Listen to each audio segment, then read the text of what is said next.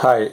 From the last two episodes, it is imperative that professionalism is the conduct, aims, or qualities that characterize a person in a work setting or profession. Professionalism as a personal quality is exposed in an attitude and approach to a job that is usually characterized by astuteness, integrity, maturity, and attention to detail. The elements, that is, the building blocks of professionalism, are basically four. They are competence, personal integrity, responsibility, and public obligation. So, if you want to be a professional, you need to identify and develop them and carefully place one above the other. In this episode, we are discussing two elements. They are competency and personal integrity. The first one, competency. What is competency? Sanford defines competence as a combination of knowledge, skills, and performance. That is, the ability to apply knowledge, skills, and judgment in practice. In another definition, competence refers the relevant, up-to-date skills and capabilities appropriate to a particular task, including appropriate non-technical competencies, that is communication, business, leadership, management, etc. So competence is an underlying attribute associated with effective or final performance in a job. Lack in any of these attributes, that is knowledge, skills, and performance, creates a gap between the actual and ideal performance. This gap in the expected outcome and the actual outcome affects the quality of your work. This makes it imperative that if you want to be a professional, you need to understand the areas in which you lack knowledge, skills, and performance. This understanding calls for lifelong learning to ensure continuous competency in your work.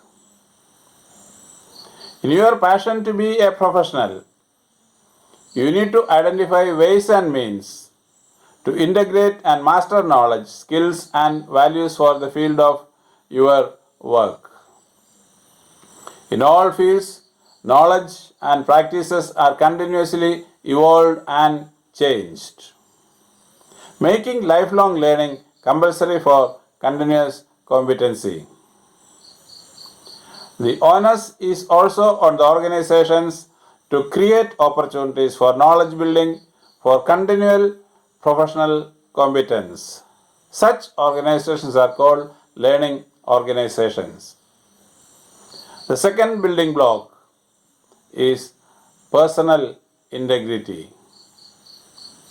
What is integrity? Generally understanding, integrity is the concept of consistency in actions, values, principles, etc. When we look into the deeper meanings of integrity, it can be understood in three ways. First, strict adherence to moral principles, that is, honesty in all dealings. Secondly, the quality of being unimpaired, that is, soundness of all actions.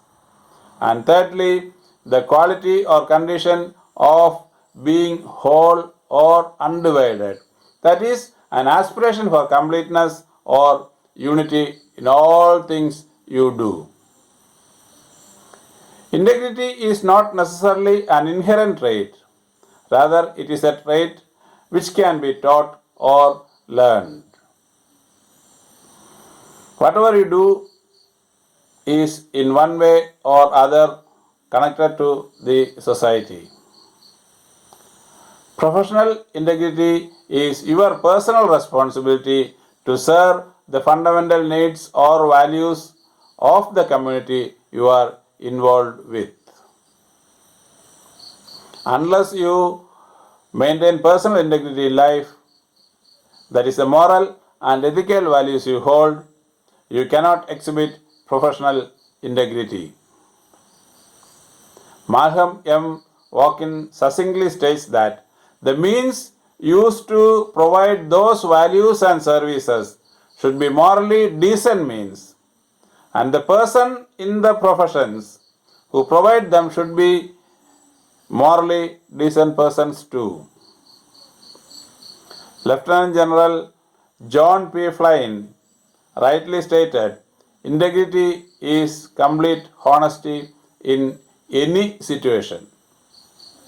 We must determine what is really right and really wrong. Right even transcends the violation of regulations. You must oppose what is wrong and support what is right, even if it costs you your life or your career. From this, we understand that a dedication to the highest standards of integrity is an essential quality for one to be a professional.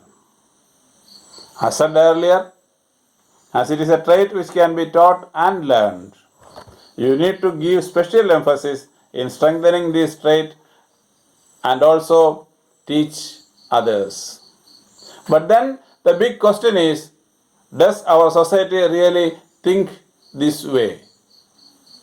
If such was the case, the standard of our polity and other public services would have been entirely different.